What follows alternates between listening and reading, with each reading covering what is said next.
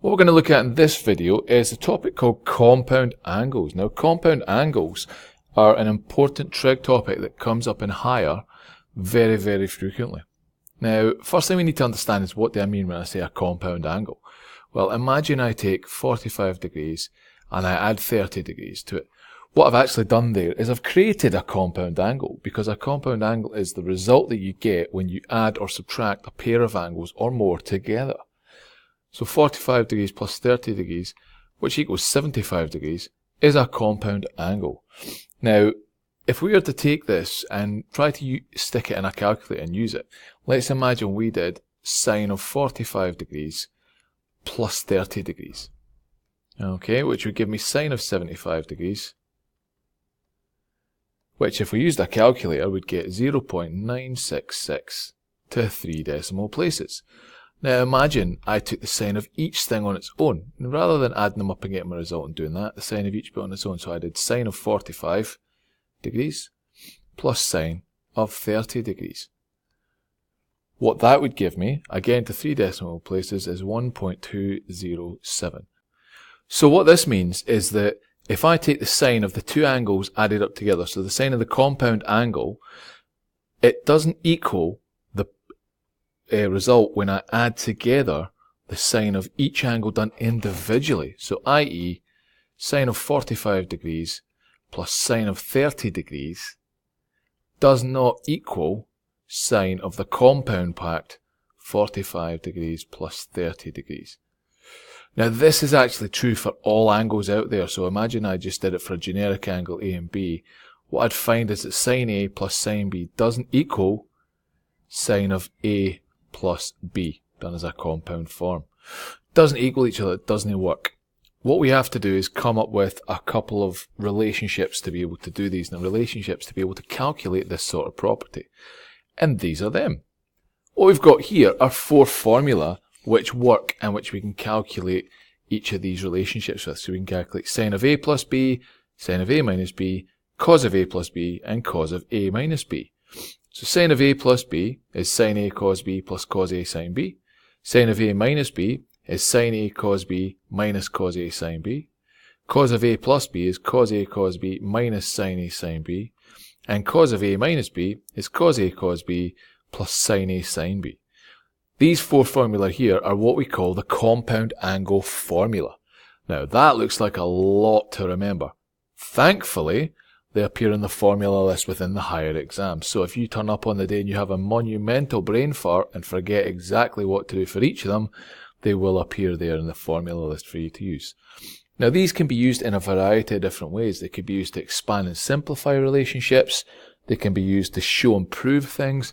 They could be used to solve equations and find exact values. I'm going to show you an example of each of these right now. So imagine I'm asked to expand the relationship cos of x plus 60. Well, cos of x plus 60 is something written in the form cos of A plus B, which we know when we expand it is cos A cos B take away sine A sine B. It is given by this expansion here. So if I was to use the cos x plus 60 and expand it that same way, what I'd realise is that my A is equal to x, my B is equal to 60. So just plug those parts in. So I'd get cos x times cos of 60 degrees, take away sine A, which is now sine x, times sine of 60 degrees. Now, for sine 60 and cos 60, I can imagine that I go back to my exact values. Remember, we have to learn these triangles and love them to help us with our trig. So I can have my triangle with 30 and 60, so I'd have a 1 there, my root 3 there, and my 2. Cos 60 is a half, so that would then give me a half times cos x. Take away my sine 60, which is the root 3 over 2, minus root 3 over 2 times sine x. Excellent. So we've expanded it. Now you might be saying, what's the point of that? Well, this sort of thing could come into play when we look at complex trig equations, because this could then lead me to cancel things out and set up a much more simple looking equation to work with. Okay, let's imagine then I do something like this. So it's a proof type question. Show sine of A plus B equals sine A cos B plus cos A sine B if a was pi by 6 and b was pi by 3. So again, we're working in radians, but we're going to prove one of the relationships works for certain values. Now, with a proof question like this, remember, we can't assume it's there, we have to show it works. So we have to show the left-hand side is equal to the right-hand side. Now, pi by 6 and pi over 3, again, we can think of our exact value triangles. We can even bring these up before we get stuck into the question. Because pi by 6 and pi by 3 are just those two values written in terms of radians. Pi by 3 was the equivalent of what was 60, so I get the root 3 there. Pi over 6 is the equivalent of what was 30, so I get 1.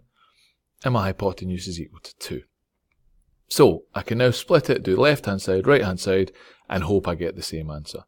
So let's start by looking at the left-hand side of it. So sine of a plus b becomes sine of pi by 6 plus pi by 3. Pi by 6 plus pi by 3 means that I'm now looking for the sine of pi over 2. Pi by 2 is 90 degrees, and think back to our sine graph. At 90 degrees, the graph of sine is equal to 1.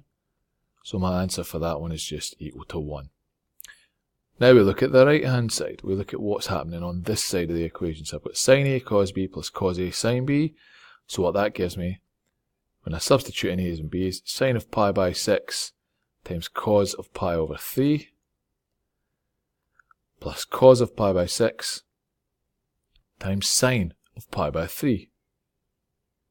So I've got all of these here. Now I use my exact values triangle to eliminate them down. So sine of pi by 6 is 1 over 2, so it's a half, times cos of pi over 3, which again is 1 over 2, so it's a half. I've then got plus cos of pi by 6, so cos of pi by 6 is root 3 over 2, times sine of pi over 3, again is root 3 over 2.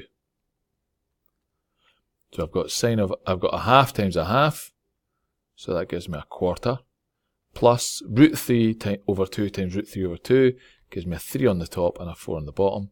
So I've got a quarter plus 3 quarters, which is equal to 1. So in this case, my left-hand side equals my right-hand side. So what I've done there is I've shown that for the values of pi over 6 and pi by 3, this relationship works. So it works for those specific values that it's asked for. That's one other example of what we can do. We can also be asked about exact values of sine.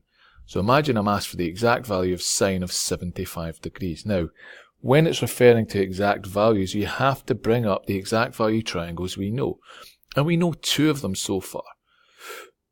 So we know one exact value triangle, which we've done a couple of times already today, which is 30, 60, and I've got my 90 degree angle down here. So I've got a root 3 here, I've got a 1, and I've got a 2.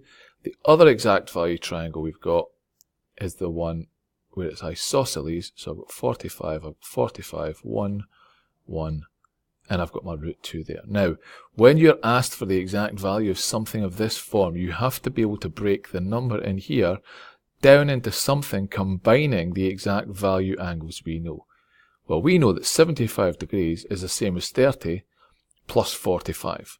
So what I'm able to say is that sine of 75 degrees equals the sine of, in brackets, 30 plus 45.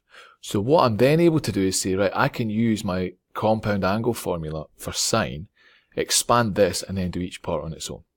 So what I'm able to say is that that's then equal to sine 30 times cos of 45 plus sine of 45 times cos of 30. I've just expanded it after breaking it down. And then I use my exact value triangles to get the answers. So sine 30, opposite of hypotenuse, is 1 over 2. Cos of 45 is 1 over root 2, so it's times 1 over root 2 there. Plus sine of 45 is 1 over root 2 again. And then cos of 30 is root 3 over 2. I then just do each part on its own and combine them. So I get 1 over 2 root 2 plus root 3 over 2 root 2, which gives me a final answer of root 3 plus 1 over 2 root 2. Or you could have it written the other way around, 1 plus root 3 over 2 root 2. Either of those versions work. When we're working with ones like this, break it down. There will be a way you can combine it whether you're adding two values together or subtracting them, made up of the values that we know in our exact value triangles. These 4 compound angle formula are vital. We really, really need to try and make sure we remember the 4 of them. Now remember, they will appear in the formula list if we forget. Ideal scenario being we don't forget though, and they become second nature to us, and we can work with them very, very easily.